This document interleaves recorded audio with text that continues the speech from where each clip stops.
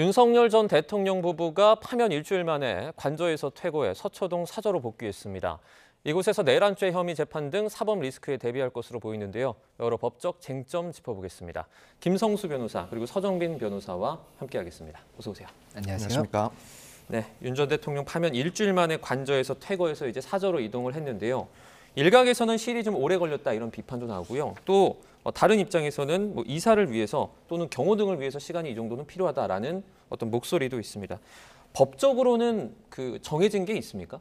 예, 일단 이 윤석열 대통령이 탄핵 사건의 선고가 일단 지난주 금요일에 있었습니다. 그리고 어제인 금요일 이제 오후 5시에 이 부분 이동을 하다 보니까는 이에 대해서 일주일의 시간이 소요된 것에 대해서 여러 가지 의견이 나오는 것이 사실인 것으로 보입니다. 네. 그리고 이와 관련해서 규정을 말씀을 드리면 일단 이 한남동 관저 같은 경우에는 이 대통령직과 관련해서 제공되는 주거 공간이라고 볼 수가 있기 때문에 그렇다면 대통령직을 상실했다라고 한다면 이 관저에서는 퇴거를 하는 것이 맞습니다. 다만 이 퇴거의 시점에 관해서는 명확한 법 규정이 없는 것으로 보이기 때문에 그렇기 때문에 어느 정도의 시점에 걸릴 것인지에 대해서 여러 가지 의견이 나왔던 것이고 이와 관련해서 일단 어제 이제 이동이 완료가 됐지 않습니까? 그렇기 때문에 이와 관련 여러 가지 의견이 나오는 것이고 다만 이에 대해서 명확한 법 규정이 없기 때문에 이러한 문제가 앞으로도 발생할 가능성이 높다라고 한다면 이와 관련 법적인 규정이 필요하다 이런 의견이 나올 수가 있는 것 같습니다. 네. 이제 윤 전 대통령이 돌아간 그곳이 주상복합이지 않습니까? 그렇다 보니까 아무래도 경호가 좀 어렵지 않을까 이런 관측이 나왔는데 재임 초기에 출퇴근을 했어요. 그런 만큼 사실 뭐 경호에 대한 어떤 관심들이 많이 높거든요. 어떻게 보세요? 일단 당시에도 이제 한 6개월 정도 동안 이제 사저에서 출퇴근을 했었기 때문에 이제 경비가 그리고 경호가 이 아파트에서 이루어지긴 했습니다. 그래서 앞선 이런 선례가 있기 때문에 이제 앞으로의 그런 경호도 당분간은 그런 선례에 비추어 봤을 때 뭐 거의 유사하게 진행이 되지 않을까라고 생각이 됩니다. 지금 일단 경호원들이 머물러야 되는 그런 경호동은 뭐 지금 보도에 의하면은 이 아파트 건물 맞은편에 이제 경호등을 마련했다라고 하고 뭐 그곳에서 일단 뭐 대부분의 경호원들이 이제 상주를 하면서 경호를 또 경비를 하지 않을까 생각이 됩니다. 또 이제 이전처럼 결국에는 아파트 인근을 조금 둘러싸는 형식의 그런 경비가 어느 정도 예상이 되지 않나. 물론 이제 이 경비 기간 그리고 경호 기간이 얼마나 이제 길어질지 뭐 추가로 이제 다른 곳으로 이제 사저를 이동을 할지 여기에 대해서는 앞으로 지켜볼 문제인 것 같긴 합니다. 네. 파면된 대통령에 대한 경호입니다. 그러니까 우리가 정식 퇴임한 대통령과는 조금 절차가 다르지 않습니까? 어떻게 다릅니까?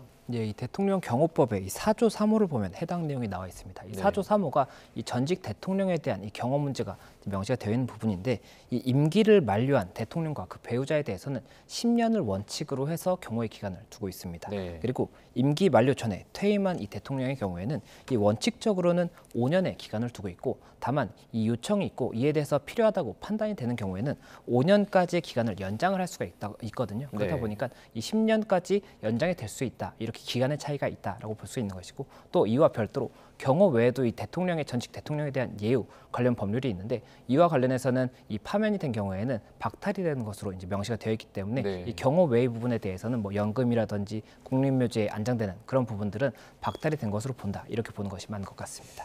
윤 전 대통령의 경우에 그러면 원칙은 5년 동안 경호가 되고 뭐 필요할 경우에 뭐 5년이 추가될 수도 있다라고 설명을 해주셨는데 뭐 필요하다는 판단 그리고 5년을 늘린다는 판단은 그럼 당시에 어떤 대통령이 하게 되나요? 어떻게 됩니까? 일단 그런 신청은 당연히 이제 윤 전 대통령 측에서 해볼 수가 있고 이 부분에 대해서는 이제 결국 경호처의 그런 판단 역시도 기준이 될 듯합니다. 그래서 당시 상황을 뭐 신청하는 하는 쪽 그리고 신청을 받아들인 경호처 쪽에서 종합적으로 고려를 해서 결정하게 될 그런 문제라고 보여집니다.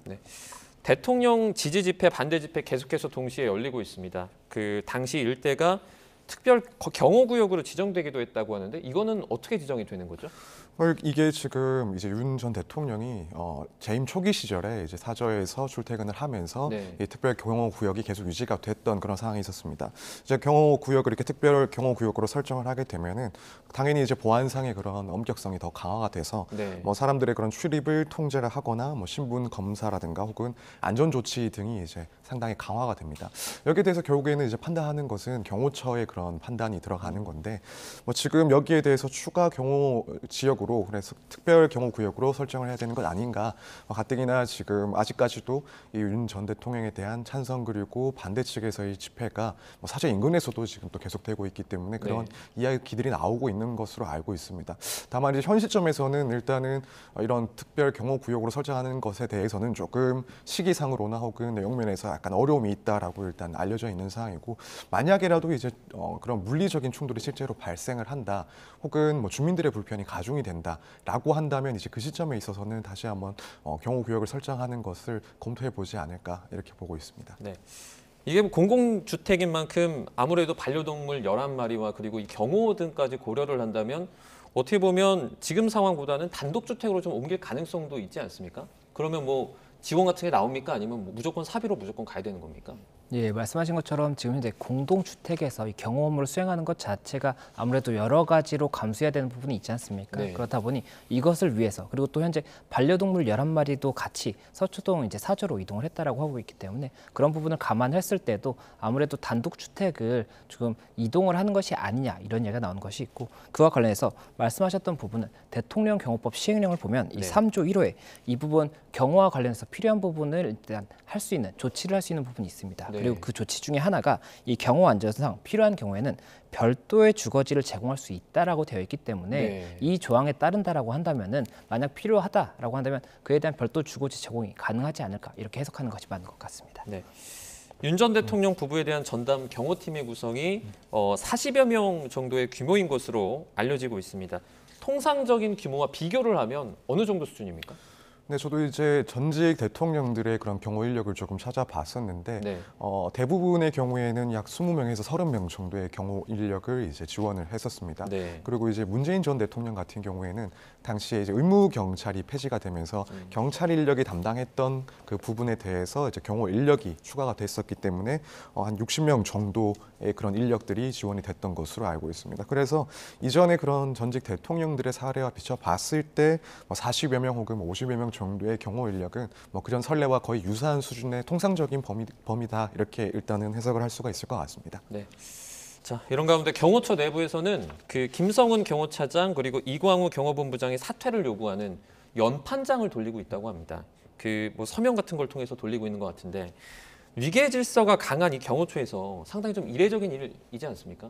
네, 맞습니다. 이 조직 내에서 연판장이 돌고 그 내용이 결국에는 어떤 간부들에 대한 사퇴를 요구하는 그런 내용이라고 한다면 당연히 이례적이라고 볼 수가 있습니다. 그렇다 보니 이에 대해서 여러 가지 의견이 나오고 있는 것이고, 이 관련해서 이 현재 이 두 사람이 직을 유지하는 것과 관련한 법적인 쟁점은 없느냐에 대한 이야기도 나오는 것 같습니다. 그런데 이 법적인 쟁점 같은 경우에는 이 대통령 경호법에 이 부분 경호처에 대한 부분도 명시가 되어 있고 또 이 경호처 내부 규정도 있을 겁니다. 그리고 이 규정을 통해서 결국에는 어떠한 직에 관해서 어떠한 처분이 필요한 부분이 있다라고 한다면 그것에 대한 사실관계를 확인을 하고 그것이 실제 사실이 맞다라고 했을 때 어떠한 처분을 할 수 있을 것인지 이런 절차를 통해서 결정이 될 수가 있는 부분이기 때문에 이 부분에 대해서도 이제 향후에 계속해서 쟁점이 될 수 있다 이렇게 말씀드릴 수 있을 것 같습니다. 윤 전 대통령 탄핵 심판은 이제 뭐 결론이 지어졌지만 형사 재판이 남아 있습니다. 다음 주 월요일에 이제 내란죄 형사 재판 첫 번째 공판 기일이 열리는데 공판 준비 기일이 아니라 정식 공판이니까 피의자는 출석할 어떤 의무가 있는 거죠? 네, 그렇습니다. 이제 공판 준비기일 같은 경우에는 피고인 당사자가 출석을 하지 않더라도 뭐 변호인이 대리를 해서 진행을 할 수가 있습니다. 그때는 이제 앞으로의 정식적인 그런 공판을 준비하기 위한 단계이기 때문에 뭐 쟁점을 정리한다든가 혹은 증거에 대해서 의견을 나눈다든가 이런 내용들을 진행을 했었던 상황이고 이제부터 시작되는 이 공판 절차에 있어서는 피고인이 출석을 해야 될 의무가 있습니다. 그리고 피고인이 출석을 하지 않을 경우에는 사실 재판이 이제 진행이 될 수가 없는 구조고요. 그래서 일단 윤 전 대통령이 첫 공판에 출석을 할 것으로 보이고, 물론 뭐 특별한 사유를 들어서 빠질 수도 있긴 합니다. 그렇게 되면 이제 재판은 진행이 안 되는 것이고, 다만 이제 그런 출석이 계속 불출석이 계속 이어진다라고 한다면 뭐 결국에는 이제 재판부 입장에서는 강제로 조금 구인을 해야 되는 그런 상황도 발생할 수가 있기 때문에 앞으로의 그런 출석들은 계속 이어질 것이다라고 보고 있습니다. 어떤 뭐 특별한 사정이 없으면 출석하는 게 일단은 원칙이다라는 설명까지 해주셨습니다.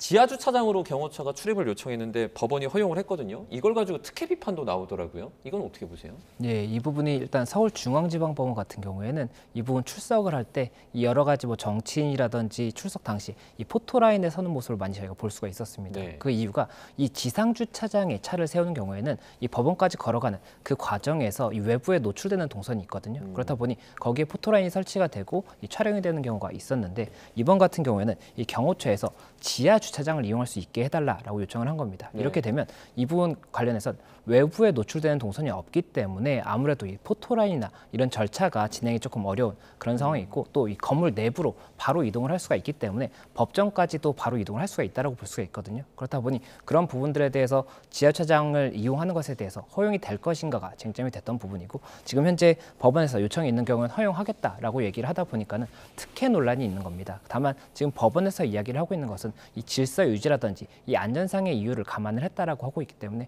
이와 관련해서 여러 가지 의견이 나올 수 있는 것 같습니다. 네. 앞서 2명의 전직 대통령 그 첫 공판 앞부분은 생중계가 되기도 했는데 이번에는 법원이 불허했다고 합니다. 법원이 이렇게 판단하게 된 근거가 좀 궁금한데 배경이 좀 어떻게 될까요? 일단 관련해서 규칙이 있긴 합니다. 이제 법정 방청 및 촬영에 관한 규칙이 있는데 뭐 여기에 규정에 의하면 결국 이 생방송을 진행을 하는지 하지 않는지 여부에 대해서는 재판부가 판단을 할 수가 있습니다. 네. 사실 이제 이 구체적으로 이 생중계를 하지 않는 이유에 대해서는 아직까지 보도가 되지는 않은 것 같은데 아무래도 추측을 하자면 결국에는 이제 질서 유지, 그러니까 재판 과정에서의 그런 질서 유지를 위한 목적이 있지 않을까. 물론 이제 첫날 이런 공개를 한다, 생중계를 한다 하더라도 뭐 당시에는 그 시점에 있어서는 질서 유지에 큰 문제는 없을 것인데 이제 이런 공개적인 내용들이 계속 외부로 보도가 된다라고 한다면 결국 이제 향후에 이 재판 과정에 있어서 질서를 유지하는 게 상당히 어렵지 않을까라는 점을 고민을 했을 것 같습니다. 특히 중앙지법 같은 경우에는 뭐 사건이 가장 많은 그런 법원이기도 하고 그래서 다수가 왕래하는 상당히 이제 복잡한 그런 법원인데 만약 이런 내용들이 재판 과정들이 모두 공개가 돼서 뭐 집회와 관련한 뭐 지지자들이나 혹은 반대하는 사람들이 또 법원으로 몰려가게 되면 아무래도 이제 이 재판뿐만 아니라 또 다른 재판들까지도 영향을 받을 가능성이 상당히 클 것 같습니다. 네. 그래서 이런 점들을 다 고려했기 때문에 결국에는 이제 생중계는 허가하지 않는 방식으로 결정한 거 아닌가 이렇게 생각하고 있습니다. 네. 질서 유지 등의 이유가 있었을 수 있다라는 말씀까지 해주셨습니다. 자, 그리고 이 부분이 가장 중요할 텐데 윤 전 대통령의 형사재판 첫 번째 정식 공판이지 않습니까? 쟁점이 어떻게 될까요? 예, 일단 지금 현재 사건은 내란 혐의입니다. 내란 혐의고 이에 관해서 이분 우두머리다라는 혐의를 받고 있기 때문에 네. 그렇다라고 한다면 사실관계를 특정하는 것이 가장 중요합니다. 사실관계를 통해서 해당 사실관계가 형법상의 내란죄 이제 해당할 수 있는지 이것이 쟁점이 될 수가 있기 때문에 그 과정에서 사실관계를 특정하기 위해서 형사 재판에서 진행을 하는 부분은 공판 기일에서는 증인 신문을 계속해서 하게 됩니다. 네. 그러면 이 증인 신문을 통해서 이 각각의 증인들이 대답을 하는 답변 내용이 있을 것이고 이것이 어떠한 물증과 이 합쳤을 때 어떠한 사실관계를 증명할 수 있다라든지 그리고 어떠한 뭐 답변에 대해서는 이런 물증을 봤을 때는 허위로 볼 수가 있다는 뭐 이런 부분이 있다든지 이런 것들을 다 이제 이 증인 신문을 통해서 특정을 하고 이것을 다시 정리하는 이 절차가 결국에는 형사사건의 가장 주된 내용이라고 볼 수가 있고 네. 그 과정에서 사실관계가 특정이 되고 나면 이 내란죄라는 이 형법상의 이 개념이 결국에는 이 폭동을 일으킨 부분이 있어야 되는 것이고 국헌문란의 목적이 있어야 됩니다. 그러면 이 부분에 대해서도 법리적인 다툼이 있을 수가 있기 때문에 이것들을 다 정리하는 것이 주된 쟁점이다 이렇게 볼 수가 있는 겁니다. 네. 윤 전 대통령 앞으로 매주 형사 재판이 예정돼 있습니다. 보통 이 정도 사안이면 공판이 한 몇 차까지 간다고 볼 수 있을까요? 사실 이제 보통 이 정도 사안은 또 없는 경우이기 때문에 추측하기가 상당히 힘들 것 같습니다. 네. 일단 기록 자체도 무척 많을 것이고 대부분의 증거에 대해서 부동의를 했을 것이라고 보여지기 때문에 네. 그렇다면 증인신문이 상당히 이제 오랫동안 또 다수 진행이 될 걸로 보입니다. 그럼 뭐 대략적으로라도 예측을 한다면 수십 차례 이상은 공판이 이제 진행이 될 거다라고 생각이 되고 결국 그 과정들은 거의 대부분 증인신문 과정이 될 거다 이렇게 일단 추측을 해볼 수가 있을 것 같습니다. 네. 재판이 뭐 아직 시작되지는 않았는데 석방되기 전에는 이제 1년 6개월 정도 걸릴 것이다. 그러니까 1심이 6개월 정도 걸릴 것이다라는 추측이 있었거든요. 이 부분은 어떻게 보세요? 그거보단 길 거라고 보십니까? 그것보다는 훨씬 더 이제 길어질 가능성이 높아졌다라고 보여집니다. 말씀하신 것처럼 이제 구속 당시에는 6개월이라는 1심에서 6개월이라는 구속 기간에 제한이 있었기 때문에 법원에서도 그 기한을 상당히 준수를 해서 6개월 안에 선고를 하기 위해 노력을 했으리라고 생각이 됩니다. 근데 지금은 이제 구속 취소가 돼서 불구속 상태에서 재판을 진행하게 됐고, 그렇다면 사실상 이 기간에 대한 그런 제한 자체가 이제 사라졌다라고 보여집니다. 가뜩이나 이 사건 같은 경우에는 뭐 당연히 치열하게 그 쟁점들에 대해서 다툴 것으로 보이기 때문에, 그렇다면은 이제 6개월 이상 재판이 결국에는 진행되지 않을까라고 생각해 볼 수 있을 것 같습니다. 헌재에서 탄핵을 인용하지 않았습니까? 그 어떤 결과가 지금 있을 윤 전 대통령의 형사 재판에 영향을 미칠 것인가라는 다양한 추측이 있었는데 이 부분은 어떻게 보십니까? 이 원칙적으로 이 헌재의 사건과 형사 사건은 별도의 사건이기 때문에 이것이 영향을 미친다라고 볼 수 없습니다. 그리고 기속된다라고 볼 수도 없습니다. 다만 지금 헌재에서 이 사실관계를 파악함에 있어서 이 수사 기록을 많이 참고를 했을 것으로 보이는 부분이 있기 때문에 그렇다라고 한다면 이 형사 사건에서도 사실관계의 큰 틀에 있어서는 유사하게 판단될 것이 아니냐 이런 추측이 나오는 것으로 보이고, 다만 형사 사건 자체가 앞서 말씀을 드렸던 것처럼 이 사실관계를 특정하는 것이 가장 중요한 내용인 것이고, 이를 위해서 증인신문을 진행하는 것이거든요. 그렇다면 이 증인신문 과정에서 이 헌재에서 인정된 사실관계와 다른 부분도 충분히 나올 수가 있기 때문에 그런 부분들에 대해서는 여전히 변수가 있다라고 볼 수가 있는 것이고, 다만 큰 틀에 있어서도 사실관계가 아예 다르게 판단될 수 있을 것인지에 대해서는 결국에는 형사사건을 진행하는 과정에서 어떠한 증거라든지 어떠한 진술이 나오는지가 가장 중요하지 않을까 생각이 됩니다. 사실 그 윤 전 대통령의 어떤 재판과 다른 공범 의혹을 받는 그 재판들은 병합되지 않았잖아요, 아직. 병합이 되면 뭐 재판이 빨리 끝날 수 있겠다라는 어떤 예상을 할 수 있겠지만 단순히 이렇게 병합된다고 좋은 건 아니지 않습니까? 어떻게 보세요? 네, 그렇습니다. 일단 보통의 경우에는 병합이 되면 심리 자체가 조금 더 빨리 이제 진행될 가능성이 있습니다. 왜냐하면 이런 공범 관계에 있어서 대부분의 증인들이 겹치게 될 텐데 따로따로 재판을 진행하게 되면 재판부 입장에서는 같은 증인에 대해서 반복해서 증인 신문을 해야 되는 그런 상황이 발생하기 때문에 통상적으로는 병합을 했을 때 심리의 속도가 훨씬 더 빨라질 수 있다라는 장점이 있는데 지금 이 사건 같은 경우에는 또 그게 아닐 가능성도 분명히 존재를 합니다. 왜냐하면 이제 윤 전 대통령 같은 경우에는 다수의 증인 신문들이 예정이 되어 있을 건데, 그렇다면 지금 구속되어 있는 예컨대 김용현 전 장관과 같이 병합을 해서 사건을 진행한다라고 했을 때 김 전 장관에 대해서는 6개월이라는 사실상의 그런 제약이 어느 정도 걸려 있는 상황이고, 그에 비해서 윤 전 대통령에 대한 재판은 그 이상 시간이 소요될 수가 있습니다. 그럼 병합됐을 때 재판부에서는 이 김용현 장관이든 혹은 윤 전 대통령이든 결국에는 선고를 같은 시점에 하게 되는데, 김용현 전 장관이 따로 재판을 받을 때보다 훨씬 더 그 시간이 길어질 수도 있는 그런 문제가 발생을 할 수가 있습니다. 그래서 현재 이제 뭐 가장 중요한 부분, 그러니까 불구속 상태에서 재판을 받는다라는 점을 고려하고, 또 다른 그런 관계자들은 구속된 상태에서 재판을 받는다라는 그런 차이점이 좀 상당히 주요하게 작용할 것으로 보여서 실제로 이제 병합 가능성은 상당히 낮아지지 않았을까라고 생각을 하고 있습니다.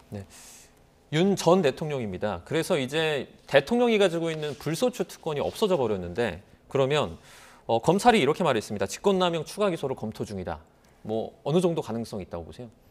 아무래도 가능성이 높다라고 생각이 됩니다. 이 헌법상의 대통령의 불소추 특권 같은 경우가 이 대통령이 재직 중에는 내란죄 또는 외환죄를 제외하고는 형사소추를 받지 아니한다라는 규정이 있습니다. 그렇기 때문에 지금 현재 진행이 되고 있는 형사사건 같은 경우에는 이 내란죄의 우두머리 혐의에 대해서만 재판이 진행이 되고 있는 것인데, 지금 현재는 대통령의 직이 이제 상실이 됐다라고 볼 수가 있기 때문에 그렇다라고 한다면 이 불소추 특권이 적용이 되지 않는 것이고, 그렇다면 이 당시에 수사가 같이 이루어졌던 이 직권남용에 대해서도 당연히 기소가 이루어질 가능성이 높다라고 보이는 것이고, 그 과정에서 이 직권남용 혐의에 대해서 어떻게 수사를 진행할 것인지에 대해서 아무래도 마무리를 해야지 기소 여부를 결정할 수가 있지 않습니까? 그렇다 보니 이 수사의 내용이 중요하지 않을까 생각이 되는데, 다만 현재 이 내란죄와 관련해서 이 동일한 사실관계를 검찰에서 보고 있다라고 한다면 해당 사실관계를 기준으로 했을 때는 직권남용의 혐의가 있다라고 검찰은 판단할 가능성이 높기 때문에 이에 대한 기소는 이루어질 것으로 보이고, 다만 이 법원에서의 판단이 어떻게 될 것인지에 대해서는 일단 재판 과정을 봐야 되지 않을까 이렇게 보입니다.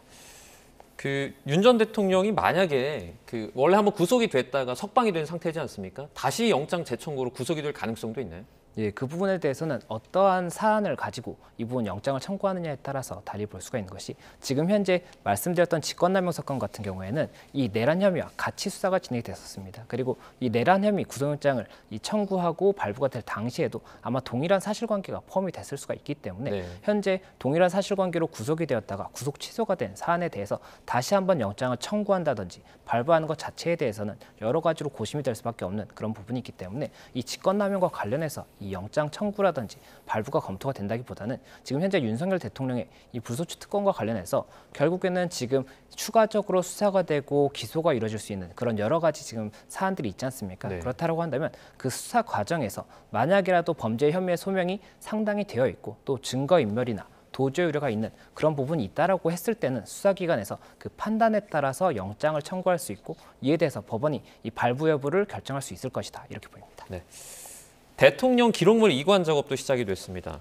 그래서 이제 뭐 비상계엄 관련된 어떤 문헌들이 그러니까 비공개 기록물로 보호될 수도 있다 이런 의혹들이 이제 나오고 있는데 이에 대한 어떤 규정은 좀 어떻게 돼 있습니까? 일단 이런 정보들에 대해서는 결국에는 대통령이 이 비공개를 결정할 수 있는 권한을 가지고 있습니다. 그래서 이런 자료들의 성질을 봤을 때 뭐 대통령이나 혹은 국정 안전에 이제 문제가 발생할 수 있다, 공개가 됐을 시에는 그런 위험이 우려된다라는 그런 판단이 서면 결국에는 이제 비공개를 지정을 할 수가 있고 뭐 최대 30년까지도 이제 공개되지 않는 그런 자료에 해당을 하게 됩니다. 그래서 지금 말씀하신 것처럼 이제 이 비상계엄과 관련된 그런 자료들 여기에 대해서는 결국 비밀성이 필요하다라는 판단 하에서 지금 이제 한덕수 권한대행이 이런 자료들에 대해서 이제 비공개 기록물로 지정할 가능성도 충분히 있지 않나라고 생각이 됩니다. 네.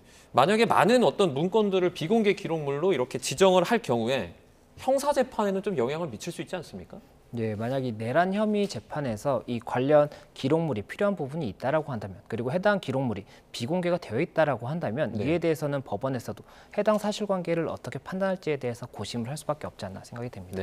다만 이 비공개 기록물이라고 했을 때 그렇다면 법원의 판단에 의해서 요청을 할 수 있을 것인지 여부가 검토가 되지 않을까 생각이 되고 그 과정에서 결국에는 해당 이 기록물을 받을 수 없다라고 한다면 이 다른 이 증거들이나 어떤 뭐 진술들을 통해서 사실관계를 어떻게 인정할 것인지에 대해서 결국에는 법원에서 판단을 해야 되기 때문에 그런 절차가 결국엔 진행될 수 있다 이렇게 보입니다. 자, 내란죄 재판 외에 또 윤 전 대통령 부부에 대한 어떤 검찰 소환 전망도 나오고 있습니다. 자, 명태균 게이트라고 불렸죠. 공천 개입 의혹인데 윤 전 대통령 이 부부의 주요 혐의 그리고 앞으로의 수사 방향을 좀 정리를 해주시죠. 네, 일단 혐의는 간략하게 설명을 드릴 때 이제 윤 전 대통령이 대선 당시에 명태균 씨 측으로부터 여론조사를 제공을 받고 또 이후에 당선이 되고 나서는 공천에 개입을 해서 김영선 전 의원 등에게 그 공천을 제공을 했다라는 내용이 지금 포함되어 있는 상황입니다. 그래서 이 부분이 정치자금법 위반이다 혹은 나아가서는 뭐 뇌물죄도 문제가 될 수 있다라는 그런 수사가 진행이 되고 있는 상황이고요. 이제 앞으로의 그런 수사를 전망을 한다면 사실 윤 전 대통령이 대통령직을 유지하고 있을 때는 아무래도 이제 소출할 수가 없는 그런 상황이었기 때문에 사실상 그 점 때문에 이제 조사들이 조금 정지가 되어 있던 상황이라고 이해가 됩니다. 그런데 지금 이제는 더 이상 불소추 특권을 갖고 있지 않기 때문에 실제로 조금 더 이 조사의 신속하게 조사가 이제 좀 진행되지 않을까 예상이 되고 당연히 일단 그런 관련자들 명태균 씨나 혹은 김영선 전 의원 등에 대한 조사들도 이루어지긴 하겠지만 결국에는 뭐 윤 전 대통령이나 혹은 김건희 여사에 대한 그런 실질적인 조사, 뭐 소환 조사까지도 추후에는 있지 않을까 이렇게 예상을 하고 있습니다. 명태균 씨가 이제 보석으로 풀려났는데 이른바 그 황금폰이죠. 본인의 휴대폰을 돌려달라면서 검찰에 가환부 신청을 했다고 합니다. 그러니까 증거로 제출했던 그 황금폰을 다시 돌려받을 수도 있습니까? 네, 거환부 신청을 통해서 이 결정이 있다라고 한다면 거환부를 받을 수가 있습니다. 다만 이 사건이 진행 중이고 해당 내용이 굉장히 중요한 증거라고 한다면 이 거환부 신청이 받아들여지지 않는 가능성도 높기 때문에 그 부분을 봐야 되지 않을까 생각이 되고 아무래도 사건이 현재 종결이 되지 않았기 때문에 현재의 신청에 대해서는 받아들여질 가능성이 높지 않다라고 보는 것이 아무래도 좀 일반적이지 않을까 생각이 됩니다. 당사자가 이렇게 증거를 공개하는 게 사실 뭐 재판이라기보다는 어떻게 보면 폭로에 해당하지 않습니까? 법적으로 이런 건 좀 문제가 없나요? 예, 만약이라도 어떠한 폭로를 하고 해당 내용이 특정인의 명예를 훼손할 수 있는 그런 부분이다라고 한다면 명예훼손죄에 대한 검토는 가능하지 않을까 생각이 됩니다. 네. 다만 이 명예훼손죄 같은 경우에도 사실을 적시하고 그것이 공공의 이익을 위한 부분만 있다라고 한다면 이때는 위법성이 조각이 될 수도 있기 때문에 그런 부분에 대한 법리적인 쟁점이 있을 수가 있고 그렇기 때문에 결국에는 어떠한 내용에 대해서 사실관계가 무엇인지가 가장 중요하다라고 보는 것이 중요하지 않을까 생각이 됩니다. 네. 끝으로 한덕수 권한대행 얘기도 좀 해보도록 하겠습니다. 지금 권한대행인 상태에서 대통령 몫의 재판관을 지금 지명을 했어요. 법적으로 이게 문제는 없나요? 분명히 이제 논란이 될 수밖에 없는 그리고 앞으로 또 이제 논란이 좀 지속될 만한 그런 내용이라고 생각을 합니다. 네. 일단 권한 대행의 업무 범위, 직무 범위가 어디까지냐 여기에 대해서 뭐 다양한 견해들이 있긴 하지만 또 많은 견해들은 현상을 유지하는 범위 내에서 권한을 행사할 수 있다라고 보는데 네. 지금 결국 대통령 몫에 해당하는 헌법재판관을 지명하고 임명까지 나아간다라고 한다면 네. 현상 유지라는 그런 권한의 행사 범위를 넘어갔다라는 평가를 충분히 받을 수가 있습니다. 또 한편으로는 이제 이렇게 헌법재판관 3명에 대해서 대통령에게 지명권을 인정을 한 그 규정은 결국 이제 국민들이 선출한 권력이기 때문에 대통령은 따라서 민주적인 정당성을 대통령이 가지고 있고 이 대통령이 간접적으로 그런 재판관들을 임명하도록 해서 간접적인 그런 민주적 정당성을 부여하는 측면도 있는데 사실 지금 총리 같은 경우에는 선출직이 아니기 때문에 네. 이런 민주적인 정당성을 확보하지 못했다라는 그런 비판도 충분히 제기가 될 수 있습니다. 나아가서는 결국에는 앞으로 이제 추후에 선출된 대통령의 입장에서는 이 재판관들에 대해서 임명을 할 수가 없는 상황이 돼버리기 때문에 이 점은 상당히 논란이 분명히 있는 상황인 것도 맞고 또 앞으로도 계속적으로 이런 논란들 혹은 비판들이 이어지지 않을까 예상을 하고 있습니다. 네. 좀 마지막으로 이와 관련해서 헌법소원이 청구돼 있어요. 다음 주에 이르면 이제 헌재에서 결론이 나올 것 같은데 좀 어떻게 보세요? 예, 일단 이 헌법소원 같은 경우가 기본권이 이제 침해가 됐다라고 보는 경우에 헌법소원을 청구를 할 수가 있는 것이고 네. 아마 이 주된 내용은 이 내가 재판관, 헌법과 법률에 의해서 정해진 재판관에 의해서 재판을 받을 권리가 침해되었다는 것이 주된 내용이 아닐까 생각이 됩니다. 그리고 이 헌법소원 자체에 대해서는 이 변론이라든지 절차가 진행이 돼야 되기 때문에 네. 아마 다음 주까지 결론이 나기는 어려울 것이고 그렇기 때문에 이 헌법소원의 결과가 나올 때까지 이 임명에 관한 효력을 정지해달라는 효력정지 가처분에 신청이 들어간 것이 다음 주에 판단이 나오지 않을까 예상이 되는 상황이기 때문에 이에 대해서 헌재에서 이 부분 효력정지 가처분의 요건을 어떻게 판단할 것인지 그리고 이 요건이 갖춰졌다고 했을 때 그렇다면 이 기본권의 침해 가능성에 대해서 어떻게 해석할 것인지 이것이 가장 중요하다고 보입니다. 네, 알겠습니다. 여기까지 오늘 듣도록 하겠습니다. 김성수 변호사 그리고 서정빈 변호사와 함께했습니다. 오늘 고맙습니다. 고맙습니다.